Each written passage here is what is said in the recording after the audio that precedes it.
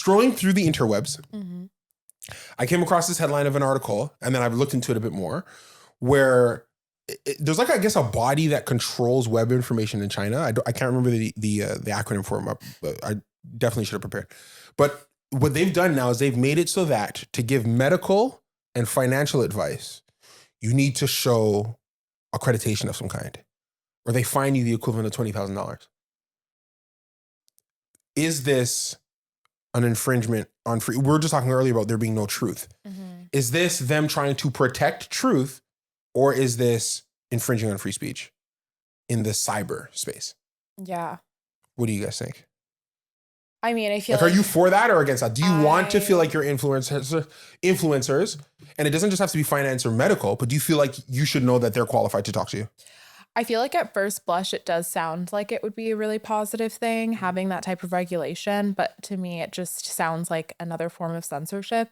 Do you know what I mean? It's like controlling who has a voice and who can contribute. Whereas it's like, I mean, who's really seriously, if you really want sound financial advice, you're probably going to go to your financial advisor. Do you get what I mean? It's like, I think in general, if you're consuming content from an influencer giving advice about relationships, whatever, just being media literate, that should just be put through a filter.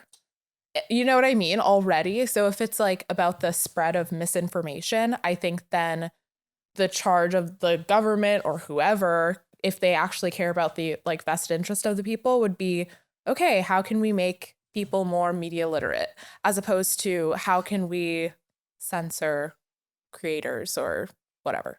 So first of all, it is an infringement of free speech. Okay. I don't know that matters. Oh, that's terrifying. Because how is that not terrifying to say? Because I think that there is already an infringement on free speech and censorship with the way that social media platforms operate that we turn a blind eye to, which is that the algorithm is a form of censorship. Because basically what we've done is we've taken all of these institutions that used to sort of give us a common playing field. So the news, everyone used to watch the same more or less news. You know, we used to get our medical information from more or less the same experts or organizations. And we've sort of democratized that to anybody who can talk.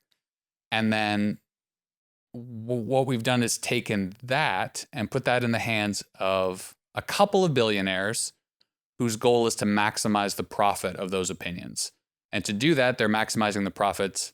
To maximize their profits, they're typically boosting the voices that are most divisive because those get the most engagement, most eyes on ads, most money for them.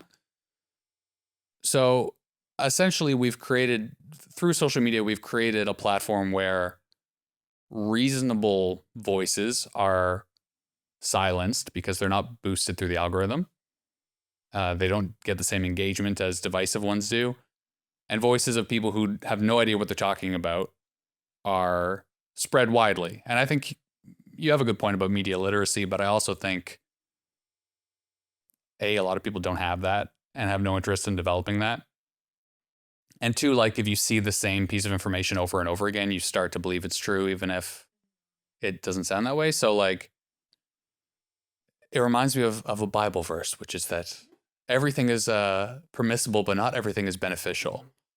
And I think with social media, what we've largely done is say that everything is permissible. Let's just see what happens. And, you know, our love for free speech has mostly recently become like, I should be able to say hate speech and it should be fine, or I should be able to say whatever I want and it should be fine. And I think there's a balance between free speech and what is beneficial to a society.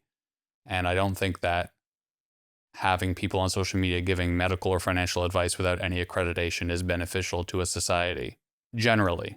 Yeah, it's just so hard though, because it's like who's putting those regulations in place? Yes. People in power. Do you know what I mean? I still think in some way it's like not in the vested interest of the people. Or it's just such a slippery slope once, you know what I mean, you start putting confines of what people can say. And I do hear what you're saying about like anybody can just say anything on the internet, which is definitely one of its pitfalls. But I think it's also a good thing that anybody can say anything in a public sphere. Thank you guys for seeing another episode of Opposites React. Please like, comment, and subscribe to the channel. You can't understand how much it helps us.